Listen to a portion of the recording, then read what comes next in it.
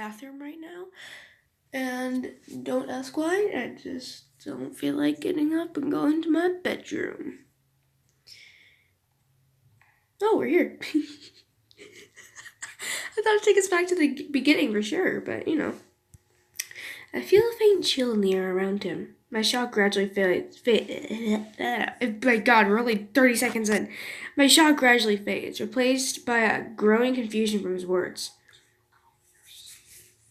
Treasure, like all the rest. I wonder for a moment if I should really tell this odd man what my intentions are, but I don't think he intends me any harm. Besides, if he can't appear out of thin air like that, I don't think I could stop him from following me even if I tried. I want to reach the heart of the cathedral. It feels strange to tell my plans to someone else. Before it was only something I repeated quietly in my head, so much that it seems like a dream. The monk raised his eyebrows, dubiously, pausing in front of me, staring down with a curious look. You haven't been here before. The odd nature of his words takes me aback. Why don't I really think I've been here before? This is the first time I've set foot inside this. I set foot inside of this place. After a moment, his red eyes squint in suspicion, piercing into me so strongly that I have to control the urge to look away. Truly believe this. What is this creature trying to say? Is he trying to trick me? Of course. I remember coming to a freakish place like this. A complex expression drifts over the monk's features, and he takes a slow step back, away from me, his head tilting sharply to one side. And then, his lips curl into an ecstatic grin.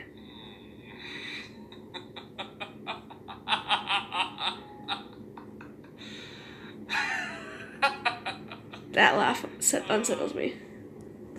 Clasping his hands together in delight, the monk lets out another long stream of grating laughter, shaking his head as though in disbelief. I think I understand now. It seems we're in for a very interesting time together. Don't say it like that. I can't understand his raccoose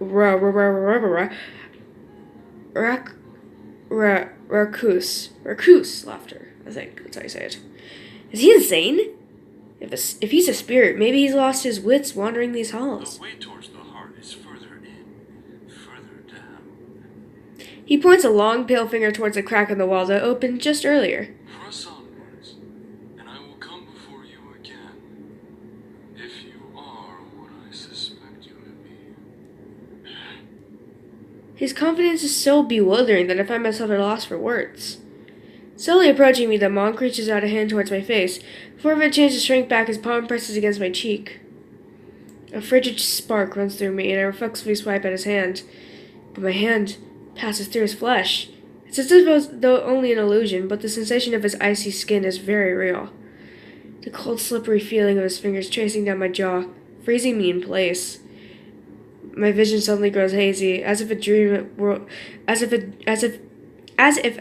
world is overlapping with the real one. All of it. His low murmur echoes in my ear, and a chill spreads down my spine. Even when his hand moves away, after a moment I can still feel the icy remnants of his touch, as if he had painted something on my skin. All of what? I grimace at the monk, desperate trying to ignore the unpleasant sensation lingering on my skin.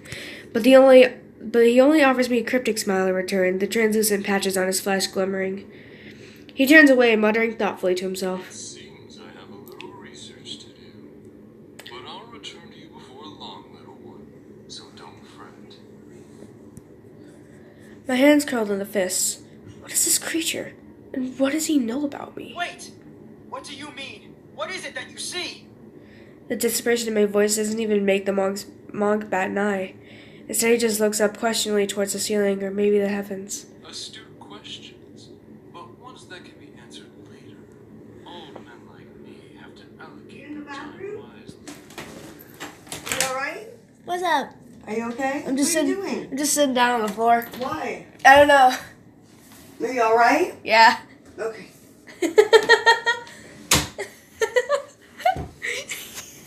Been here for like a half an hour. Oh, I forgot if you said design, but I'm gonna say it anyways. All men like me, Jesus! All men like me have to allocate their time wisely. He flashed at me a secretive smile after saying this, tapping his staff against the floor a few times as if to punctuate his statement. The look in his eyes confidently says, "We'll meet again," so my protests get caught in my throat with hesitation. Now then, don't get killed by anything on your expedition.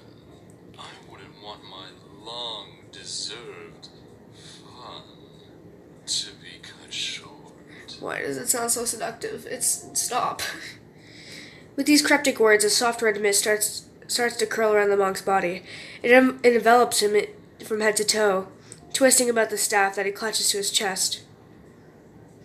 Then his form flickers with a wavering candle. Within moments, he disappears entirely. As I stare at the spot where he stood, I'm left with a strangely empty feeling. Despite my confusion, his voice was the first one I've heard in a long time other than my own. I glanced down at my sword, still clutched tightly in my fists. I hope I'm not going crazy.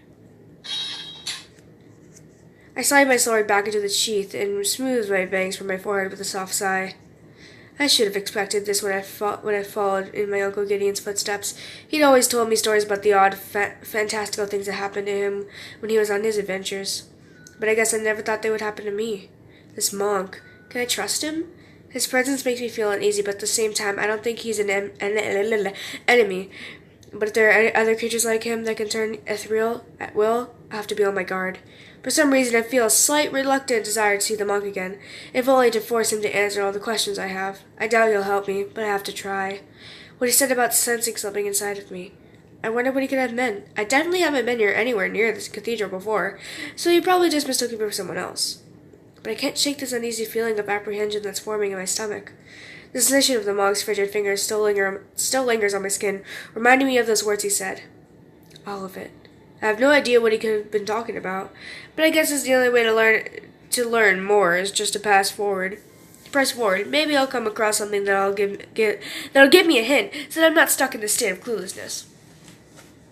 Taking a deep breath, I steel myself and head over towards the crack in the wall. The glow of the mystical door greets me as I walk over towards it. It's already really warm in here, but it feels like even more heat is coming from behind the door. I place a hand on one half of the circular rune on top of the stone. Tentatively, I push forward. The stone scrapes gratingly against the floor as it moves, but I'm careful not to open the gap too widely. After all, there might be some sort of horrible creature trapped inside. I cautiously peek into the opening. Only darkness. A musty scent abruptly rushes up to my nostrils. It's like I just opened a door to an old tomb. Ugh. I hastily rub my nose with the hand of an elevated hand to alleviate the tingling sensation. As I do so, I squint into the darkness and try to see if there's anything past the door. I think I can see stairs? A spiral staircase leading downward, but incredibly narrow. It's only about 5 feet wide. Good thing I don't have a fear of tight spaces. Well, here goes nothing. Before I head down, I throw one last glance back at the altar. For some reason, I feel like I'm being watched. It's not like there isn't any real hiding spots in this room, but it just seems too quiet. Bah. I think I'm just paranoid after that monk suddenly appeared in front of me. I turn back to squeeze through the gap in the door, sucking in my breath so I can fit past. Then I take one light step into the first stair, just to make sure it doesn't crumble beneath my feet. It seems firm. Bracing myself, I start heading downward into the depths of whatever these stairs might take me.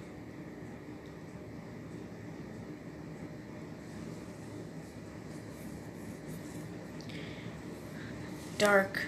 There's no light at all, save for the distant flickering of torches. Cobwebs get caught in my mouth as soon as I try to yawn. I stumble downward a stair or two, but quickly get my balance. For some reason, there's an odd feeling of weight on me, as if my pack has suddenly gotten much heavier. This place is horrible. The heat and smell of old dusty stone are the only things I have in my pitch blackness. It feels like I'm descending into the bowels of earth. I'm so far from the rest of humanity that no one would ever find my corpse if I died here. No funeral, no grave, no remembrance. Just darkness. I shudder at the morbid picture. Taking a deep breath, I shake my head and get rid of the dark thoughts. I'm not here for myself. I'm here to fulfill the task that Gideon couldn't. I have to remember that I'm preserving for him, not for my own glory. And for that reason, I can't fail.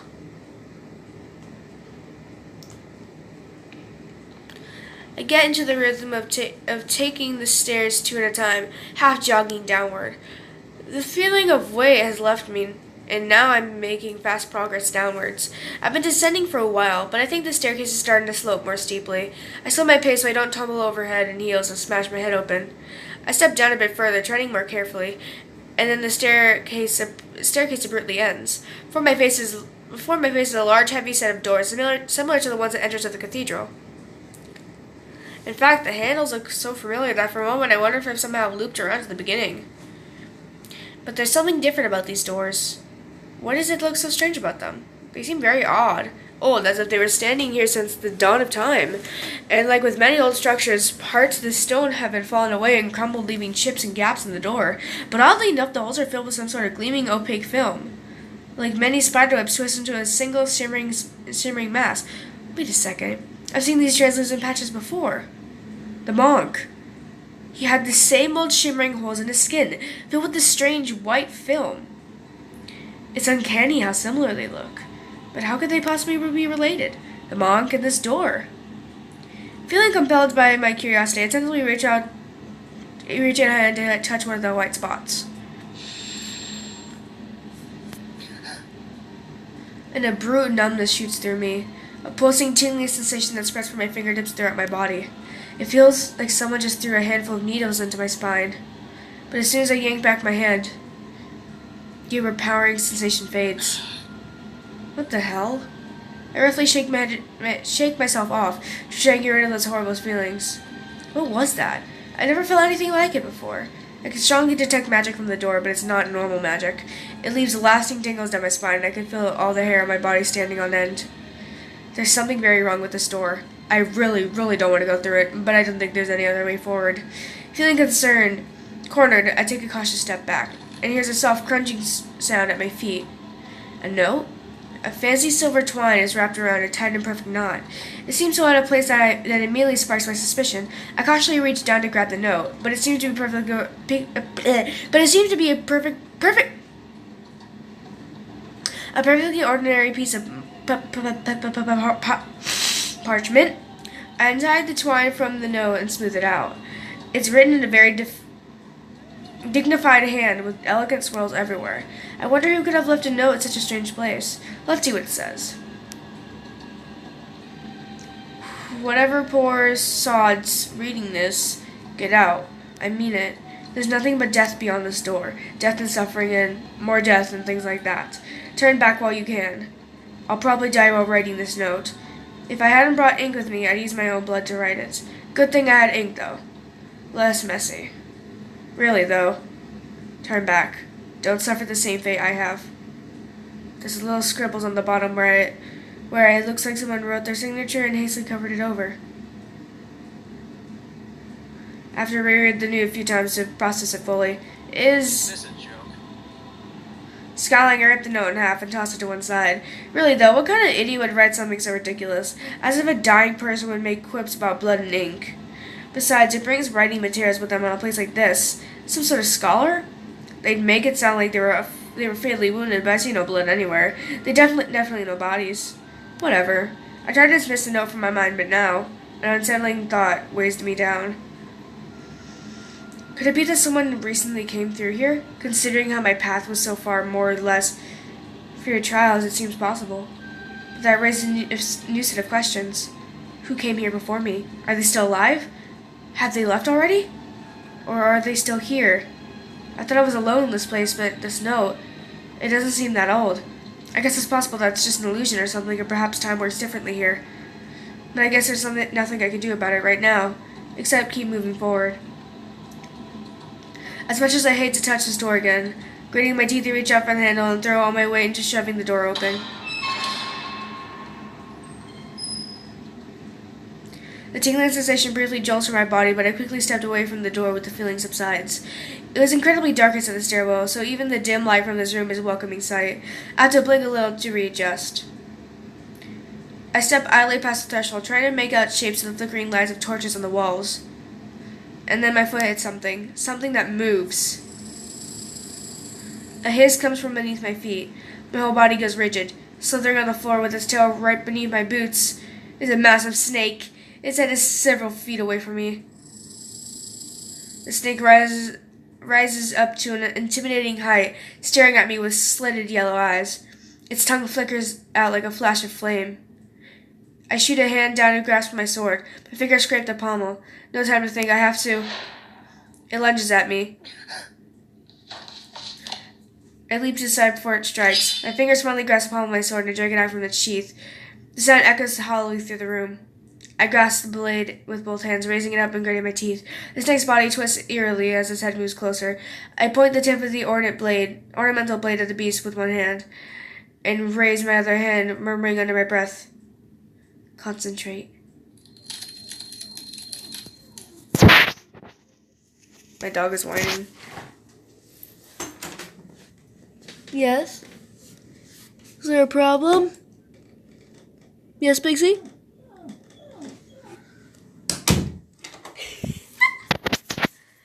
A crackling sound splits through the air. Blue sparks, oh my god.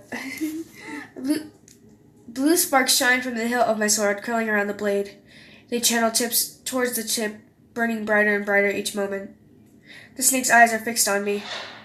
It darts forward. Its fangs glisten. The sparks leap and meet the snake midair. A harsh noise rings out, the sound of something sharp piercing through scales and hide. The blue sparks turn to icy daggers, impaling the snakes on both sides. The weight of the ice drags it to the floor before it reaches me. I take a step backwards as it writhes at my feet. The sound of its horrible hissing makes me cringe. But soon, the snake goes silent and still. I stand still, ready for it to suddenly start squirming again. The cold magic from my sword leaves a chill in the air, even after the light fades. Tentatively, I prod the serpent with my boot.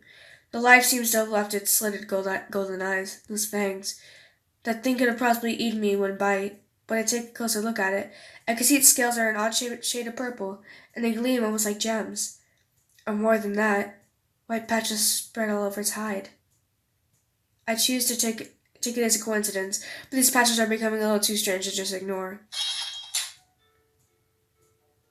Exhaling heavily, I sheath my sword, rolling my shoulders to relieve the tension in them. I haven't fought anything in a long time. I trained a lot with Gideon whenever he was home between adventures. He helped me to harness my magic and channel it using a blade rather than a staff. A blade, he said, was much more practical than a staff. You can use it for offense if your magic isn't effective. But training isn't anything like a real fight. Something I learned a few months ago when I killed someone for the first time. He'd been trying to rob me in an alley and threatened me with a knife. Without even thinking, I cast a wave of icicles around it, then turned and ran. I didn't see him afterwards, and I don't think he could have survived the spell. I feel guilty for a few weeks, but then I finally realized the harsh reality. When someone threatens your life, you have to act fast as you can. I reacted on my instinct, and if I hadn't, well, I'd probably be a dead one. But that's all in the past. Getting through the cathedral is all I'm worried about now. Or more accurately, is all I can let myself worry about. If I'm all alone with my muddy thoughts, I'm afraid my sanity might start slipping away. Clearing my clouded mind with a shake of my head, I turn my attention towards the examining room. It's a wide chamber lit by candelabras standing near the walls. Behind a statue in the corner there is a small set of stairs that lead downward into a passage.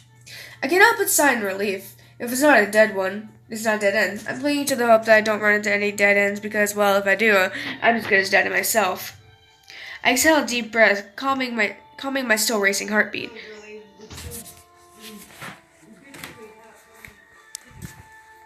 Hold on.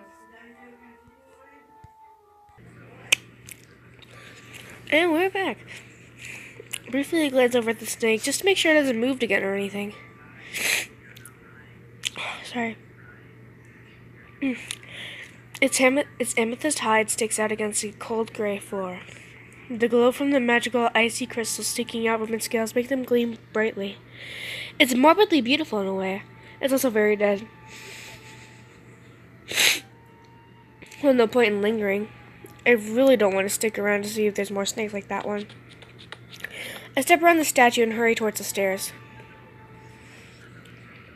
The hall that I entered is a huge one, with a towering arched ceiling and massive statues looming over the walls.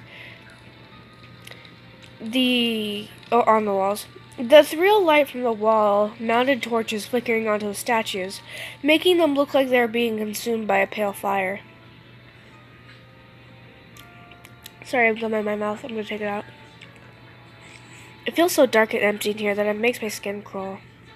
I can sense a lingering magic in the air, but it's oddly stale, like something that evaporated and left only a shadow behind. I also can't help but feel